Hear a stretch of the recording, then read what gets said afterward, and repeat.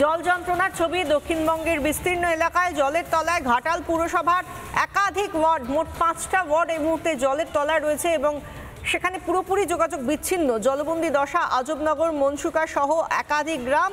স্পিডবোটে চলছে উদ্ধার কাজ, এমনকি ত্রাণ সামগ্রী, খাবার, জল, এই সমস্ত শুকনো খাবার এগুলো দেওয়া হচ্ছে সেই সমস্ত জায়গায় যারা বন্দী রয়েছে তাদেরকে এইভাবে সাহায্য চেষ্টা করা হচ্ছে। আমরা দেখতে পাচ্ছি কিভাবে বোট নামানো হয়েছে। আমাদের সঙ্গে সরাসরি রয়েছেন আমাদের প্রতিনিধি সুদীপ্ত দাস।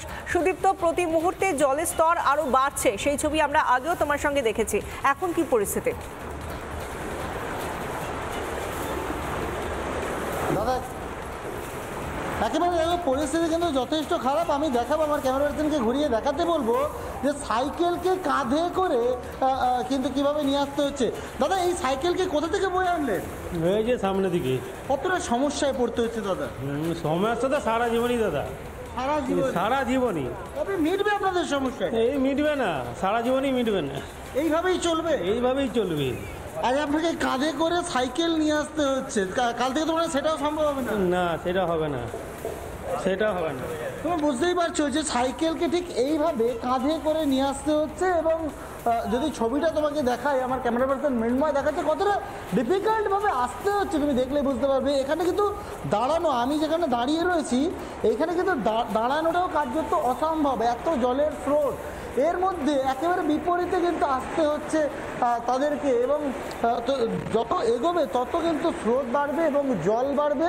এবং এটা কিন্তু একদম পৌরসভা, ঘাটাল পৌরসভার 2 নম্বর ওয়ার্ড, সেইখানে কিন্তু এই অবস্থায় 2 নম্বর ওয়ার্ডের ভেতরে কিন্তু জল যাচ্ছে। এবং যথেষ্ট কষ্টকর কিন্তু এ দিয়ে যাতায়াত করা, এই রাস্তা দিয়ে এই মুহূর্তে যাতায়াত করা কিন্তু যথেষ্ট কষ্টকর, কারণ জলের প্রবল স্রোত রয়েছে, প্রবল স্রোত রয়েছে। সেই কারণেই কোনো রকমভাবে মানুষজন কিন্তু তারা পেরিয়ে আসার চেষ্টা করছেন। এবং শুধু এইটাই একটা জায়গায় নেই, আমি ক্যামেরা পার্সনকে বলবো ঘুরিয়ে একটু দেখানোর জন্য যে কীরকম অবস্থা, তুমি দেখলেই বুঝতে পারবে। এটা আমি আড়গোড়া চাতালে দাঁড়িয়ে রয়েছি এবং সেখানের কি পরিস্থিতি, প্রত্যেকটা দোকান ডুবে গিয়েছে, বাড়ি ডুবে গিয়েছে।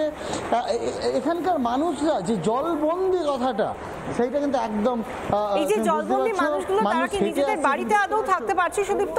কারণ এই অবস্থায় তো জল তো বাড়িতেও উঠে যাচ্ছে, সেক্ষেত্রে তারা কোথায় গিয়ে থাকছেন?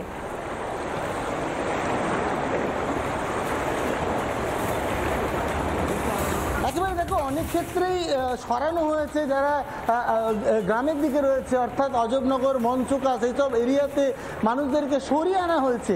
কিন্তু এই এলাকার মানুষরা তারা কিন্তু এখনো পর্যন্ত ঘরেই রয়েছে, কারণ তারা জানেন এটা তাদের ভবিতব্য। প্রত্যেক বছর তাদেরকে ডোঙা নিয়ে যাতায়াত করতে হয়, প্রত্যেক বছর তাদেরকে নৌকা নিয়ে যাতায়াত করতে হয়।